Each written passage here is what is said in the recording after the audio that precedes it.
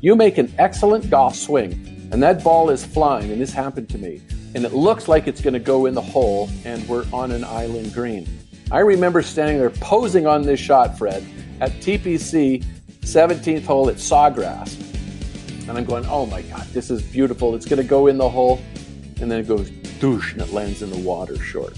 Oh. And I go, oh, exactly. Just what your expression right there. Couldn't hit the shot any better, but I had the wrong club or the wrong shot. So my assessment to my standard was an excellent execution, but an unsatisfactory assessment. Did you fire your caddy? No, it wasn't his fault. It was my fault. Good for you for taking responsibility. But didn't he say, are you sure that's the club you want? Well, the player has veto power. The buck stops with the player. Golf Smarter, number 759. How keeping score of your mental game will lower your stroke score with PGA Tour veteran Richard Zokol. This is Golf Smarter, sharing stories, tips, and insights from great golf minds to help you lower your score and raise your golf IQ. Here's your host, Fred Green. Welcome to the Golf Smarter podcast, Dick. How are you, Fred? I'm doing well, and I'm happy to have on. It's rare for me to talk to people who've played on the PGA Tour, so it's a real honor to talk to Richard Zokol. Name. Please call me Dick. I will do so, but I just wanted to make sure that anybody who's done any PGA history will know the name Richard Zokol. So let's start out. We have a lot to talk about because you've got a fascinating new product, but I want to build up to that product and how it's going to help all of us. But let's talk a little bit about how you got to that point. Tell me about your golf history. Well, I love the game of golf. I started by caddying, and the golf course was across the street from my house, and actually got into a lot of trouble as a young teenager. And my father, in his manner in which to whack me on the proper path, said, "Look, the only thing you can go to is that golf course across the street." And so I did, and I was a good athlete in all other sports, but golf seemed to really trigger me because it was something that you did by yourself, and I liked that. I liked the success you had when you played by yourself, and when you played poorly and or played well, and then when you played poorly, you owned that as well. And I thought that was a pretty good deal, and I started to play some competition, and next thing you know, I aspired to watch professionals, and I aspired to go to college in the United States, and I walked on the Brigham Young University golf team. Thank goodness the coach there, Carl Tucker, took me on, and he stuck me in the dorm room with this guy named Bobby Clampett, who at the time I had no idea he was the best player in the world or most sought after player in the NCAA. And we were freshmen together at Brigham Young University. I'm not a Mormon, didn't know what a Mormon was, and went down there, and Clampett and I were rooming together, and down the hall from us was Danny Ainge, and there was another guy in the dorms named Jim McMahon, and that was 1977 at Brigham Young University. Wow. And then, so how long did it take for you to figure out that Clampett was the real deal? Well, right out of the blocks. I mean, Clampett came in, and Bobby was he was a first team All-American a freshman year, and he won his first 3 college tournaments as a freshman. And I'm a walk-on, and didn't have credentials, and I'm just watching this and going, "Oh my God, how good is this guy?"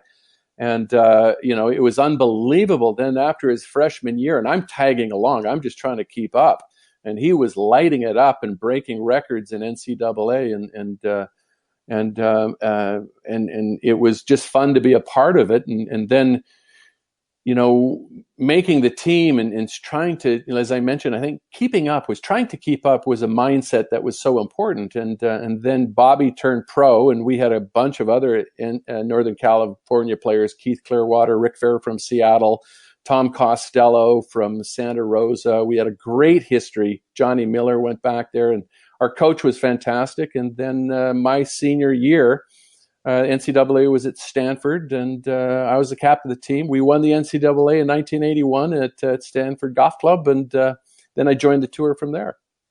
That's fabulous. I'm curious what kind of roommate Clampett was. Did he constantly remind you that you were a walk-on and he was the star of the team? No, no. Bobby he was young, and here I am, this kid that is, I would say, a street smart kid that got into a lot of trouble. That was a decent golfer to be in that environment, and here was this Bobby was a year advanced anyway. He was a very good student. I wasn't, and he was an extremely good golfer, and I wasn't. And he was very young and extremely good, and it bothered the hell out of me that he was so good. But watching him, I was just in awe. We were all in awe of him, Really? and and to this day, Bobby's a very good personal friend of mine, and it was great to be with him for 3 years. And then when I got back out on tour, we've always been very close friends. And actually, we're talking about getting involved, our businesses in golf, his in his Impact Zone system, and mine with MindTrakGolf. But Bobby's been a good close friend for many, many years. Oh, that's a fabulous story. Did being around him make you a better golfer? Absolutely. Absolutely. He made all our team a better player, and our coach, who tried to manage this whole thing, who did an excellent job. Carl Tucker was a remarkable coach in being able to manage us. And like, I went through college, and I, my senior year, I was a second team All-American and third team All-American my sophomore year. I never won a college event. Bobby dominated everything. I finished second, 10 shots behind Bobby. It was a lot of that. He was so good. He was Tiger Woods compared to the rest of everybody else in the NCAA system. And he knew it. Everyone knew it. We knew it. And then he turned pro his senior year, and my senior year as well, and got onto the PGA Tour. He finished 19th on the money list. Didn't win a tournament, but he was like 19 or 20 at the time. Very, very young. And then he even by today's standards, that's very, very young, right? Yeah, and he was remarkable. He was winning professional golf tournaments as an amateur. I think he won the Spalding event at Pebble Beach. That is now the TaylorMade event, but it was full of tour players, and he won that thing in a 36-hole event. So had the lead in the U.S. Open, like at Cherry Hills in 1978, stuff like that. He was just a remarkable, remarkable player. Fabulous. Where did you grow up? I grew up in Canada. I'm a Vancouver, BC boy, and just figured I didn't want to stay in Canada. I wanted to go to play NCAA golf and Division I golf, and found a way to do that, and loved every minute of it. And the environment at BYU was so good. Johnny Miller was a past alumnus, and Billy Casper was involved, and there was a bunch of guys on tour. Pat McGowan from Sacramento, Jim Nelford, another Canadian, Mike Brannon from Salinas, California. I mean, these guys were, the best players, best amateurs in the country.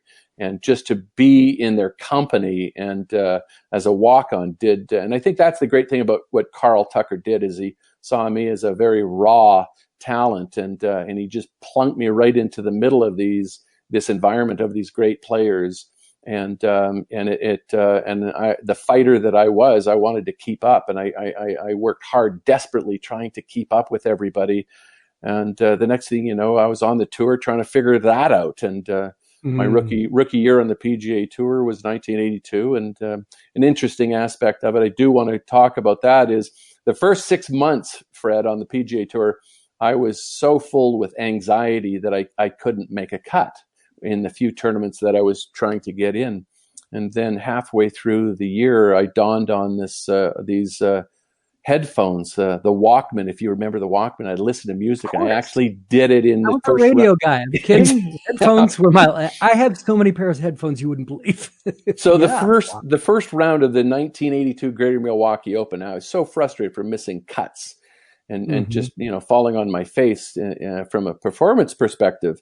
And I put on these headphones, and I'd, slap on the Eagles, and I'd leave these headphones on when I played. I'd take it off, hit a shot. And after the first round of doing this, I shoot 65. I'm leading the golf tournament in the Greater Milwaukee Open. And the PGA Tour officials come up to me, and they got to call the USGA to find out if this is legal. And And I'm going, I think oh you're my, wearing headphones. absolutely. Yeah. You can't now, but at the time you could. And it made a huge psychological impact. I went from not being able to make a cut in 6 months on the PGA Tour to leading the tournament after the first round, the second round, the third round, all the way down to the last few holes.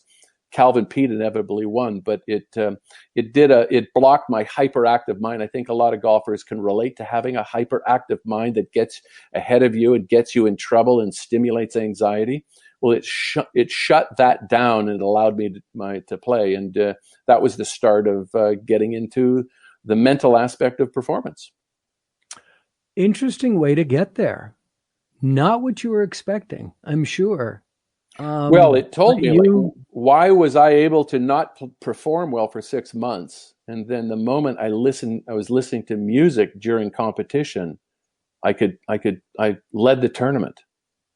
And obviously it was a psychological aspect of it. And now, knowing how the brain works, I understand how that worked at the moment, but it was my intuition that was trying to do something to break up this pattern of poor performance. And man, it woke it up immediately. And I got the nickname Disco Dick because of it. That's really funny. So it still stuck to this day. We're with Dick Zokol, and we're going to take a quick time out. We'll be right back. This week on the Radio Baseball Cards podcast from smarterpodcast.com, we meet up with pitcher Bert Blyleven, whom you may remember from the early ESPN days when Chris Berman dubbed him Bert B. Home Blyleven. Well, in this episode, this Hall of Fame pitcher talks about his greatest baseball influence. Here's another Radio Baseball Card. Bert Blyleven's dad taught him about respect. Respect for one's father and respect for the game of baseball. He has to be the number one key to my life as far as my success. He built a mound in the backyard. That's the Radio Baseball Cards podcast. Short stories as told by the greatest baseball players of the 20th century with your host, the late Hall of Famer Don Drysdale. Radio Baseball Cards is free and available wherever you subscribe to your favorite podcasts.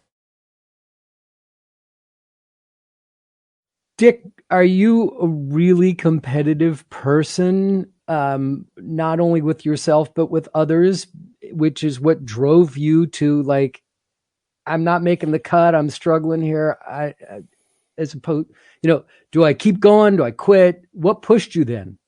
Oh, just trying to find an answer. Yes, I am a very competitive person. If it's, I taught my kids, my boys, to play golf, to be very competitive. It doesn't matter if it's ping pong. It doesn't matter if it's whatever it is. It's and if there's a form of competition, I love it, and I want to perform. And but what really got me going is I just realized I was just so hyperactive.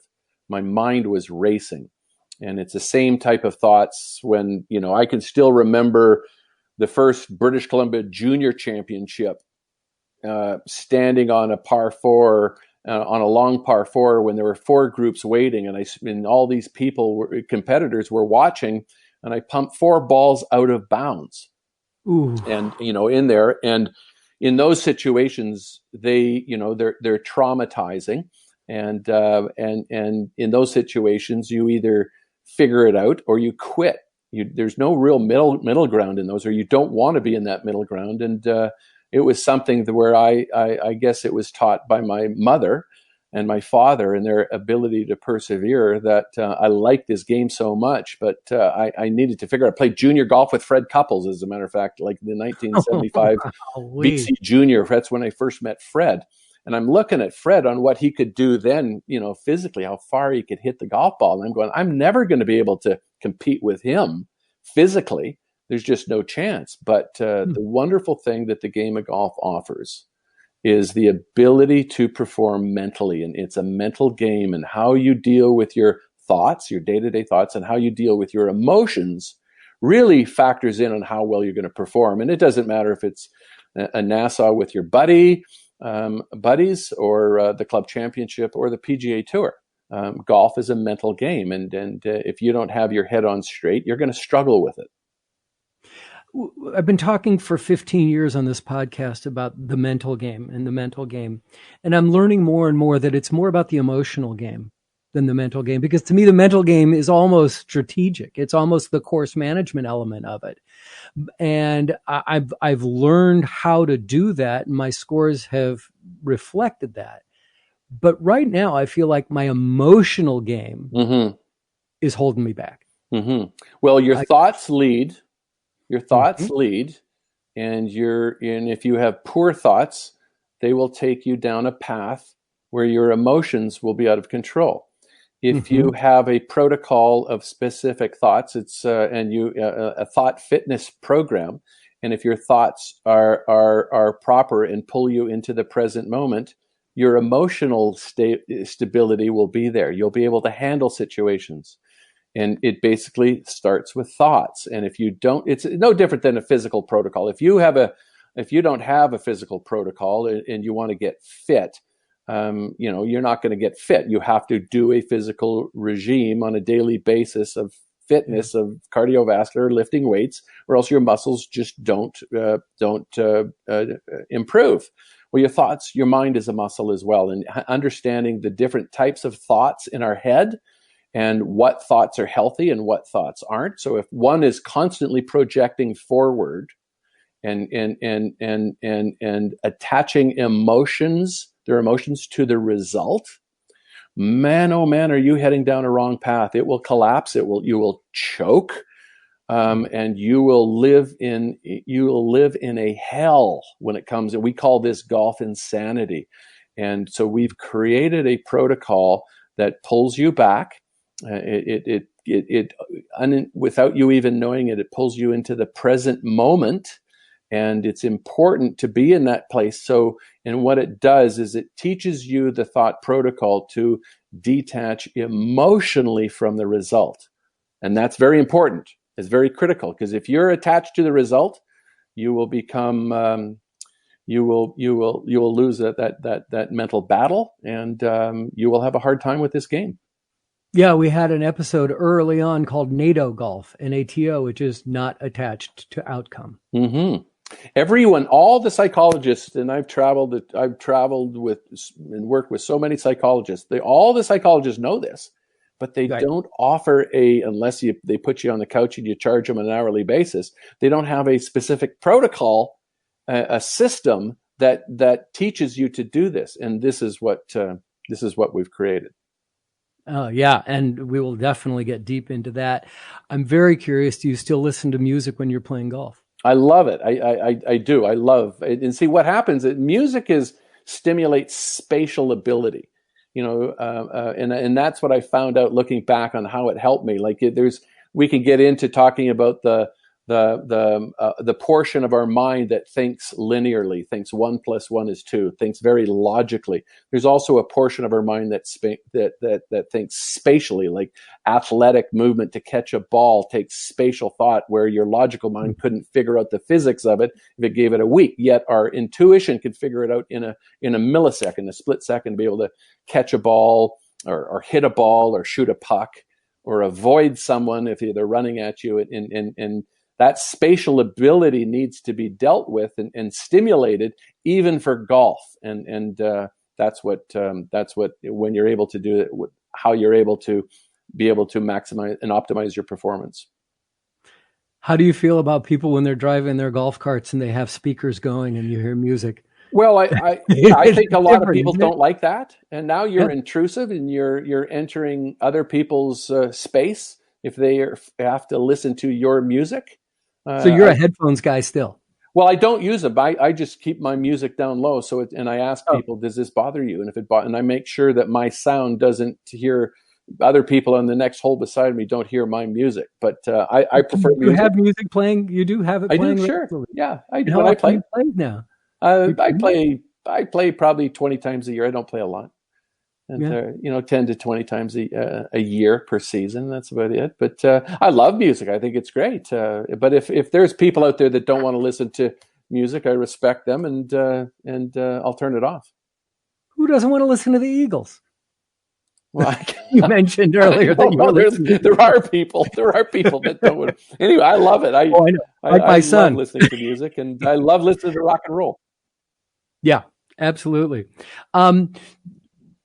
So what brought you, where was your aha moment that when you were playing professionally that you realized the value of getting, not attaching to the results and being present? Yeah, in the 90s, I won twice on the PGA Tour in 1992. And and like a lot of people, your egos can get overinflated, and a lot of golfers, fall into the trap of having high expectations and expecting the results that you want. And when you don't achieve them, and when after you win tournaments, money comes at you, things happen, your game gets diluted because your focus is on other things, and your game has a tendency to go downhill. Happens all the time. So in the late 90s, I had lost my card on the PGA Tour, and I was getting back in 1999. And I had traveled and done a lot of research, working with a lot of sports psychologists. And Bob Rotella, one of the greatest sports psychologists there are, brought up in the early 90s, golf is not a game of perfect. And the light bulb went on for a lot of us in golf. And when he talked about the past, present, and the future. And I went, man, that's my problem. That is exactly what my problem is. Wow. And I also found out that every time I got into pressure, I would default into the result. And I said, I've got to break this habit. So in 1999, while playing on the Corn Ferry Tour and on occasion on the PGA Tour, I started a new system. I said, in order to detach from results, I have to have a new scoring mechanism. And so on every shot, after every hole, I brought it down to, there's 2 key performance factors on every single shot. And it's how well you assess the shot, like picking the right club, looking at your lie, dealing with what you're capable of. And then there's executing that shot. And so after every round, I'd capture the information of every club I used and whether I made an excellent assessment, a satisfactory assessment, or a unsatisfactory assessment of both those 2 key performance markers. And I started to get really good at this. And I found out that I automatically started to detach from the result because my attentional focus went on assessing and executing. So if it was a putt, I would said, can you assess this putt? And I go, of course I can. I feel like I'm an excellent green reader. I think most golfers see that. And then I ask myself this question, can I execute the type of putt that I'm reading? I go, of course I can. So I'd go into the shot with my attentional focus on those 2 things. Now that I have this assessment, I got it, I'm going to execute. And then after I executed the shot, then what happened was a byproduct on how well I did those 2 key performance markers. And so when I started to grade those things on a regular basis, I started to literally learn to detach from the results. My focus shifted on these KPMs. And Fred, I started getting really good at this. And it had a profound impact on how I started to play. So when pressure situations happened, I would focus on these key performance markers, and it started to pull me through. So here's where the aha moment happened. In 2000, the US Open at Pebble Beach. And we'll hear the rest of this right after this.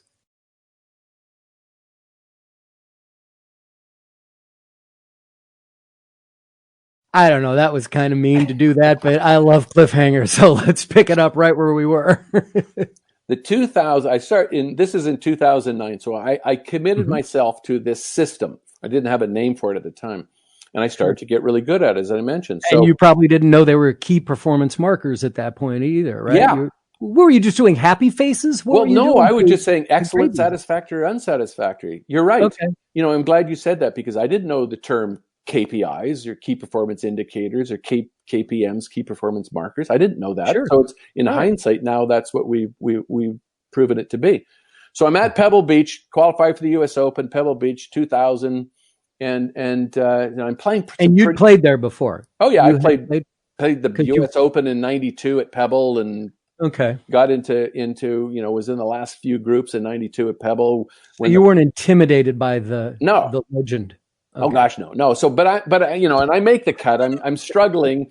In the third round, I shoot an 80. I'm not playing very well, but I'm going, come on, like this is the U.S. Open. This is Pebble Beach. This Tiger Woods running away with this. So I go out in the final round on Sunday at the U.S. Open at Pebble, and on the front nine, I'm diving into and I'm getting really good at this KPMs, is focusing on my key performance markers of every single shot, each individual shot.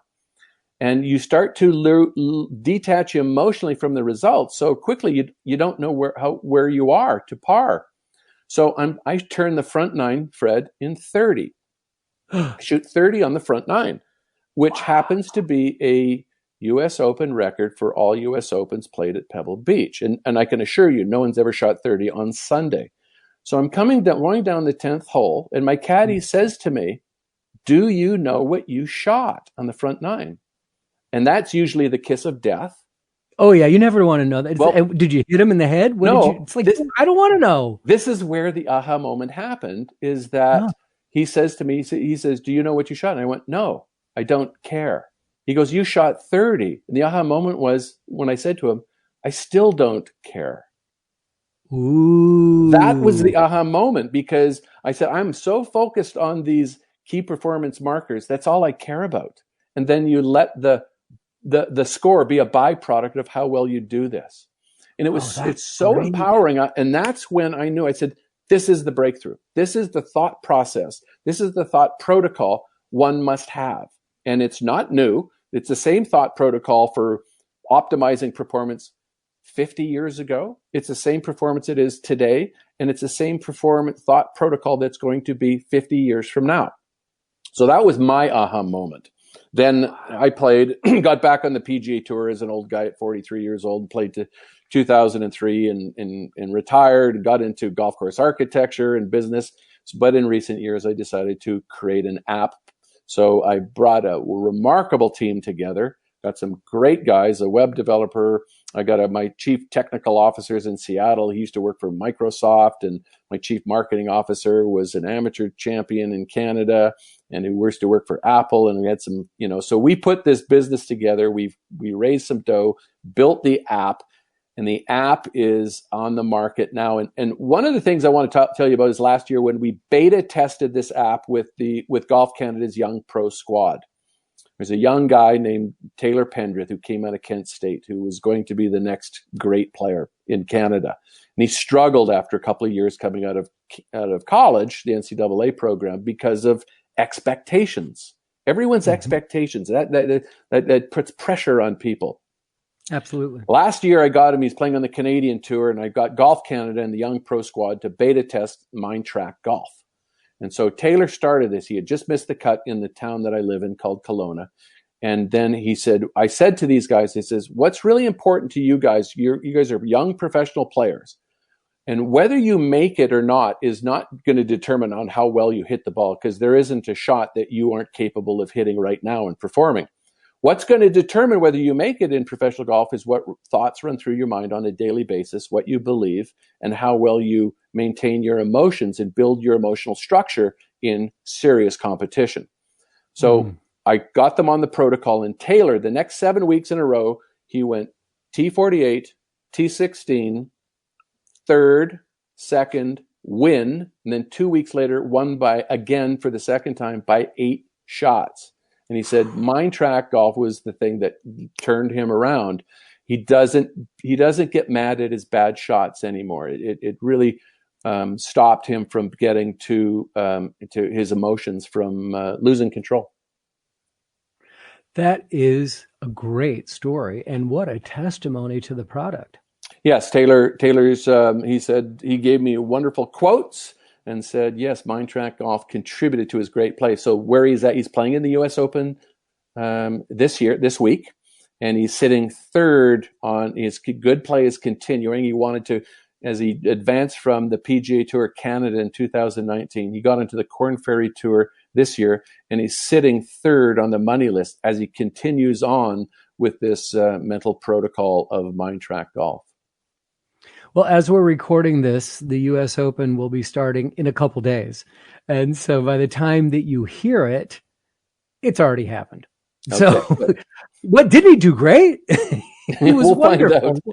Yeah, right. Exactly. And of course, people aren't recording. They're not going to go back and watch him specifically because of this conversation.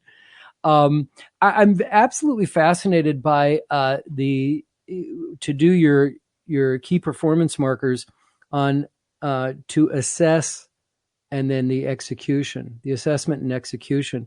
When we come back from the next break, I want to ask you about, I want to get into the weeds with that one and what exactly those mean. And we'll do that and talk about this incredible app that are helping people win, MindTrakGolf, after this. So this new app that you have called MindTrakGolf, MindTrak is MindTrak, one word, MindTrakGolf, available for free for Android and iOS. No, only iOS. No, and we don't have an Android product yet. Okay. Hopefully soon. Next year. Okay. And then come back and listen to the podcast again once it's available. And and actually you'll come back on the podcast again when Android's available, so we'll let everybody know. So it's available for iOS. And it's something that you do while you're playing golf, or do you have to? Because I'm not a big fan of taking out my phone when I'm playing golf. The answer is yes. It's a distraction for me. The answer is yes. You can use it on the golf course. What was the question? Oh yeah, you can do it on. I love it on the golf course. It keeps me really focused and engaged because I want. I can't wait to end. I can't wait to enter that happy face emoji of my excellent assessment, my happy face emoji on my excellent execution. I get a boost right then and there. But if you're awesome. if you don't pull your phone out, a lot of people don't. And just so you understand too, is PGA Tour players and aren't allowed to pull their phone out. It's a bylaw rule, and so you could do it in a post-round examination. Either or is fine. But the intention is supposed to do is to train you to, when you're getting up to your shot. It doesn't matter any shot, your tee shot, your bunker shot, your putt. Your first question is assess this shot. So that would be, what's the yardage? What's the wind? What's the lie? How well you're doing? And then your ability to execute what you assess. Choosing the right club is important. You can make an excellent. Is choosing the right club, because that's where I was headed in this in my head. Because I know that when I think about rounds and places that I screwed up, I was like, those were bad decisions. I should not have made that shot. I should not have pulled that club. Right. So the assessment says there's a relationship in performance in golf. There's a relationship with your ability and my ability and Tiger Woods' ability to assess the shot, and then the ability to execute that shot in any given situation. Situations change. So if we plant Fred Green on the back 9 at Augusta on Sunday on the 12th hole, and you don't have the experience, that situation's going to make you come unglued, and it'll probably interfere with your ability to assess the shot and execute the shot, right? Yeah. So that's basically all golf performance is relative to each person's ability to assess. Like, you got to pick a club. Are you going to use a driver for a 3-foot putt? No. So you got to use a putter. So there's a basic decision to which club are you going to use, and it's really important. So now keep in mind, this is an important functionality of how important the relationship of these key performance markers are. You make an excellent golf swing, and in other words, an excellent execution, and that ball is flying. And this happened to me on a par 3, and it looks like it's going to go in the hole, and we're on an island green. I remember standing there posing on this shot, Fred, at TPC 17th hole at Sawgrass. And I'm going, oh my God, this is beautiful. It's going to go in the hole. And then it goes doosh, and it lands in the water short. Oh. And I go, oh, exactly. Just what your expression right there. Couldn't hit the shot any better, but I had the wrong club or the wrong shot. And so my assessment to my standard was an excellent execution, but an unsatisfactory assessment. And wait a minute. Did you fire your caddy? No, it wasn't his fault. It was my fault. Good for you for taking responsibility. But didn't he say, "Are you sure that's the club you want?" Well, I have the player has veto power over so the buck stops with the player. So any tour player that says it was their caddy's fault, he's passing the buck and he's not being fair. That's true. So assessing is picking the right club and the shot, depending on what level you are, what level player you are. I mean, I don't think a beginner golfer or a 25 handicapper is going to choose to hit a stinger that's going to run 50 yards down the fairway. It's all relative to each player, that your ability. It's subjective to each player. That's the beautiful thing. And we're not comparing. And so one of the things we also do in the app, Fred, that's very unique is that we start assigning shots lost and shots gained to which key performance marker that caused it. So say you're putting, you played a round today and your putting was atrocious and you come off the golf course and go, my putting sucked. Okay. Yeah, it did. But what part of your putting? Was it, like say maybe you couldn't read the greens. You're a California boy. When you go to play golf in Florida, you're not understanding what the grain feels like and you're upside down, right? And learning how to putt on grain. So you could have executed those putts higher than your baseline standard indicated. But if you can't read those greens because of the grain, you're going to struggle and you're going to 3-putt like crazy. So you need to identify what aspect of which key performance indicator or marker of your putts that day was off. Is your ability to assess, which is read the green, and then execute, obviously, or it could be a combination of both. So when you let's say you made an excellent execution on you have a 30-foot putt, you knock it down there to 4 feet. And on your 4-footer for your second putt, you're reading it, you think there's grain or you might not be, and you make an excellent execution, what you think you should do, but you didn't pick up on the grain and it breaks and misses it. So then what you would do is then after on the summary of every hole, you would have lost a shot, and you attach a shot lost against the key performance marker of assessing your second putt. That's a lost shot event. It caused you a shot. And then the reports on after every round of MindTrak, once you complete each round, you get a beautiful report that calculates all your shot lost events and all your shot gained events. And also, Fred, your coach, if you have one, he gets a copy of your scorecard, your performance reports. And there's 3 reports. There's a scorecard called that identifies shots lost and shots gained. The second report shows what's called the KPM trend graph. So after you play 3 rounds of golf using MindTrakGolf, then it sets your own baseline standard. And then your round today will be compared to your baseline standard over the past month. Is this other shots gained event compare you to PGA Tour players average? I don't think that's a good comparison. I don't either. I hate that idea. So I don't want to know that. Yeah. Your performance should be compared to Fred Green's baseline standard, or any other person's. And then the third report puts all your shot types and subtypes in category. Like full swing, a full swing could be a 9-iron. Full swing could also be a driver. And then this category of short game, the subcategories are chip, pitch, and then you get into your putts. And then your first putt's very different than your second putt, and then you can collect all this data. And then we're going to expand the company and really get into the analytics of this. But this is the start of it, and this is how we see where shots are lost constantly in most people's game. And that's the area where the golf instructor and the player needs to spend most of their time improving. I love the idea of the report also going to your coach, because so often, and we've talked about this numerous times, that there is such great value in a playing lesson versus a range lesson. Right. And so this is the kind of information that your coach can receive and without having to be with you and still get a very good sense of where you've made your mistakes and what you're doing right. So let's put it this way: where I'm chatting with the PGA of America and Mike O'Donnell, who's the head of the senior executive of player development.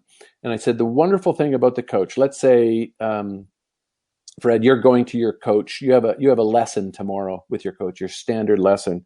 And in the morning you're going to play and you play and you have troubles on the green and you have you're 3-putting like crazy and you're losing. You've lost 8 shots to your baseline standard based on your putting game. But tomorrow your coach has you scheduled to get your driver going. So it's because you want to get out there and hit it as far as you can.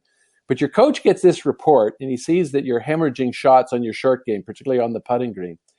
I think he might change what you're going to spend your attention on tomorrow or this afternoon in that lesson. And let's work on how to learn to read these greens properly. But you got to find out where your key performance markers need help. And that's where your attention needs to go to by your coach. Yeah. Yeah, that's one of the things that I love about the metrics that have been introduced to not just golf, but to all sports. But Right. it just, for golf, is that it shows you where your deficiencies are and where you should be working. Exactly. Oh, but I love going right out to the driving range and hitting a driver immediately. It's like, yeah, so what? Yeah. It's like, if you can't get in, if it takes you 4 shots from 150 yards or 5 shots, then shouldn't be working on your driver.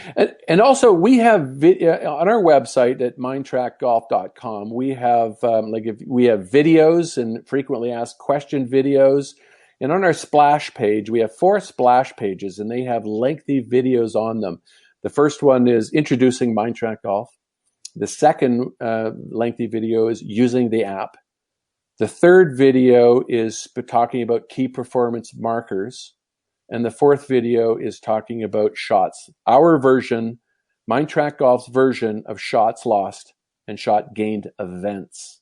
And each time if you step up to the tee and make a horrible swing, or as we like to say, an unsatisfactory execution, and that ball goes out of bounds, that's a 2-shot lost event that's attached to your execution of that tee shot.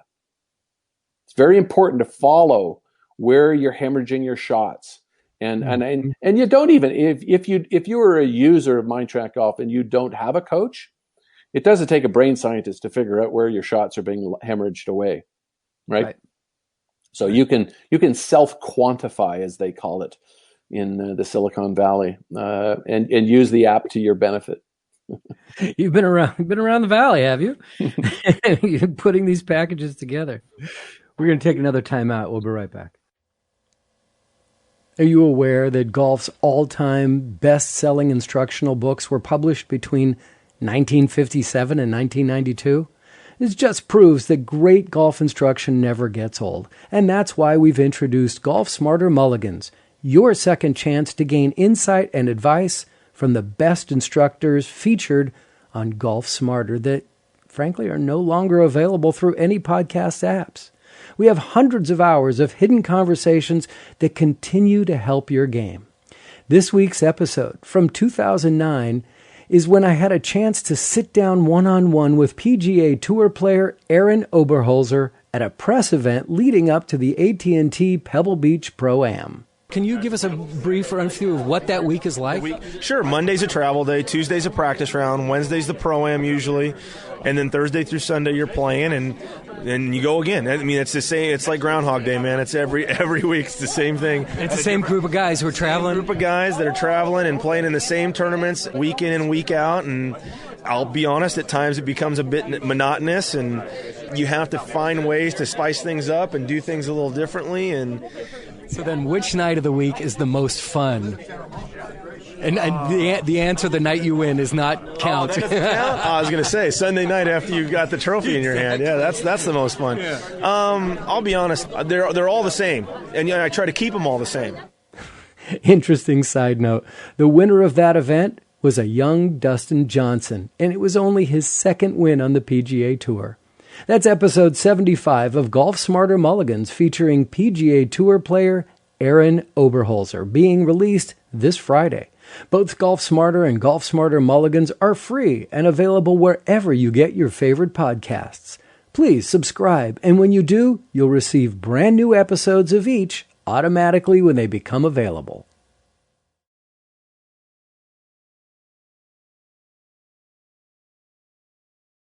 This is great. There's so many different apps that come out and keep your score and tell you how to read this and how to do that. But this seems to be, as far as I'm aware, the first one like this that is like a mental game training system that can really help. And it is. And what it does, and this is a byproduct too, is when I call it, MindTrakGolf is a mental fitness platform, and it's your personal playing performance command center on your phone. The protocol transforms your perception and your perspective to playing, and it strengthens your attentional focus, your mindset, to optimize performance. And without the user, when you commit to this protocol, without even knowing it, it's pulling you into the present moment. And when you're in the present moment, that's when you detach from emotion and emotion of the results. Because, like my good friend Brad Faxon always said, Brad, as you probably know, had the reputation of being the best putter on the PGA Tour. And all his buddies would, when he's practicing, everyone would try and find out his secrets. And they go, "Hey, Fax, what are you working on?" And his comment is, "I'm the only thing I'm working on is not giving a shit." And he wants that he wants that mindset. So it's kind of like, well, everyone can relate to this. So, when it matters, and it matters more, when it matters so much that it interferes with your ability, that's what golf insanity is. This putt to win the Nassau, this putt to win the match. And it matters so much to that person emotionally that it disrupts their ability to execute. When you hit that putt, you make such a pathetic move and you're embarrassed, you rake that ball back, and then you pull that putt back and you effortlessly make it in the middle of the hole. The reason why it goes in the hole effortlessly, Fred, is because it doesn't matter now. We call that second swing All-American. That's right. It doesn't matter. And all those shots on the driving range when you hit it well, it doesn't matter. It doesn't matter. And of course. And so what matters is on the golf course and the thinking and your thought process when you're on the golf course, not on the driving range. So we capture that key performance data of your thoughts, where your attentions are, where your attentional focus is. And believe me, if your attention is on the result, you're gonna continue the golf insanity, and we provide this protocol to stop golf insanity. MindTrakGolf app on iOS. Cost? Free. It's free. What? It's free. What? Yeah, it's What? free. So it's free for now, so you can go download it. But okay, no. Here's what we're doing. So right now, come on, man. What do you mean free? Come on. How can we give one away? Well, so right now, if you go on to mindtrakgolf.com, we have the first 500 users that download it. We're past that, but play 10 rounds of golf using it will always be founding members of MindTrak. So when we come out with our Android product next season, and we find out how we're going to monetize on this, those 500 people will be founding members. Will have it for free. So I'm kind of stunned here because I have a feeling after this show gets published and gets out onto the planet, you're going to surpass your 500 users who get those rounds. I just have a feeling the Golf Smarter community is going to jump all over this. So then what happens? Well, then after they play 10 rounds using it, we will lock them into becoming founding members. They're going to be and we're going to before the end of this season, we're going to figure out what the business model is going to be, whether it's going to be a monthly subscription of 99 cents, $2.99, $5.99, $9.99, don't know, or it could be a free product, and we're just go after the data that comes our way. So we have smarter minds than me to figure that out.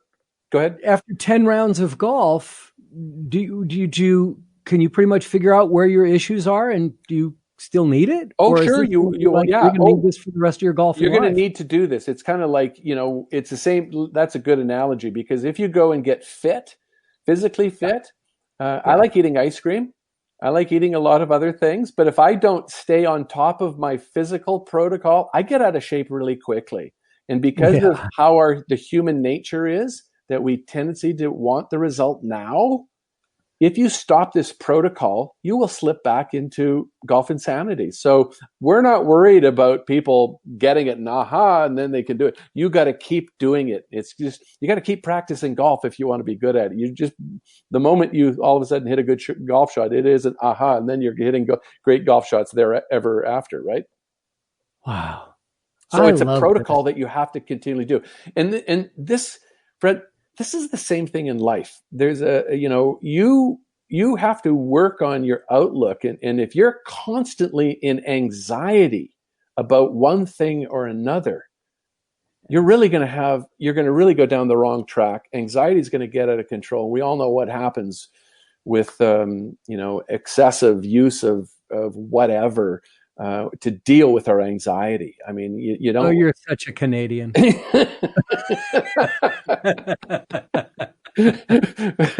You think you could be stress-free? Come on to this side of the border, pal. Oh, I know. So, but in order to gain, control, you've got to access the present moment. You can do that consciously by meditating. You know what? You can do it consciously by drugs. You can also do it by consuming a lot of alcohol. The problem is those side effects happen to be unhealthy. Or you can talk about your drugs. Yeah. You got the wrong ones. Or you can, like if you're shooting heroin, that in order to find that piece of that presence, that's not going to serve you too well, right? It's not going to serve you too well. So anyway, that's the protocol that it works for the same thing in life. You need to work on your accessing that present moment, and it may include meditation. Oh yeah, yoga. So on behalf of the world golf community, let me just say thank you for coming up with this idea and developing it. I am very excited to get this out. Maybe on the golf course, but maybe after my round as well. But I'm really looking to see the assessment and go deeper into that. And when you come back, when Android is available, we'll talk a lot more about those reports and what you get out of them and how to read them. Sure, and we look forward to doing some webinars, because I think some people will need to learn this, and we're going to create a system where we're going to teach the teachers. That's where my involvement with the PGA of America happens to be at. We want to pass on this information that there's fundamentals in the golf swing. But in order to perform properly, there's fundamentals in thought as well. And we're the first company that's dealing with this, and we want to be first to the game as well. Fabulous. Dick Zokol, MindTrakGolf app on iOS. I really appreciate your time. And we all appreciate your effort. This is great, and some great stories too. Thank you so much. It's a pleasure being with you, Fred. Thank you for the opportunity. What a fascinating story. Now, before I announce the winner of the golf physical assessment, I need to go back to our last prize of the full access pass to the Consistent Golf Summit. The winner, chosen at random, was Gwen Campbell of British Columbia. Well, when I sent her the congratulatory email, she wrote back to say, "Thank you, but, quote, due to your great advertising, I have already purchased and am really enjoying the full access pass to the summit." All right. That's amazing. And you're so incredibly generous, Gwen. Thank you so much. So Cynthia Kahnert of Chandler, Arizona, she also thanks you because we've reopened the entries and Cynthia was selected to receive the full access pass thanks to the generosity of Bo Watson at schooloflifetimelowrounds.com. So, Cynthia, keep your eyes open for email that will also copy Bo so that you can take advantage of these amazing teachers and improve your game. And if you want to do just like Gwen did, make sure you come to golfsmarter.com and find the link to get that Consistent Golf Summit full access pass, so that Bo knows that you came from Golf Smarter. Okay, now, let's get up to date, because so many of you have shown interest in getting the free golf physical assessment and golf exercise program courtesy of Chris Finn at Golf for Success. Congratulations go out to Golf Smarter listener Joye McAvee Sin of Essex, Ontario, Canada. Thank you, Joy, for participating in our drawings, and please keep me updated on your progress once you start your program. Now, I'll be copying Chris Finn on your email so that you can get started right away. And if you're still interested, even though you may not have won, if you're still interested in getting help from Chris, I will leave the link in the show notes for you to take advantage of the exclusive $50 Golf Smarter discount. So what's next? Well, how about a new high heat 257 plus fairway metal from Knuth Golf? Yeah, new golf club. Now, you've probably tried multiple times to win one of these, and I'm so grateful that they continue to let us give them away. If you don't remember our conversations with Dean Knuth, the Pope of Slope, let me remind you that the 257 plus fairway metal has the only face technology that takes advantage of a 2016 USGA rule permitting a hotter face for significantly more distance. Also, the 257 Plus has the only sole technology that minimizes the effect of amateur swing flaws, which means less fat shots. Another incredible aspect of the 257 Plus has the deepest and lowest center of gravity technology. And for you, that means increased distance and accuracy. Unlike the major manufacturers who need to impress the pros and the single-digit studs, these clubs have been designed specifically to help amateurs play better golf. And the winner will be able to submit their specs to Steve and Dean at Knuth Golf and get it custom-made to improve your game. Registration is open right now at golfsmarter.com. Just click on the Enter Now banner at the top of the page. Deadline to enter is Sunday, October 4, 2020, midnight Pacific Time, 3 a.m. Eastern. Good luck, and thank you so much for participating. If you have any questions, comments, or suggestions for products or guests, just click on the Hey Fred button at golfsmarter.com.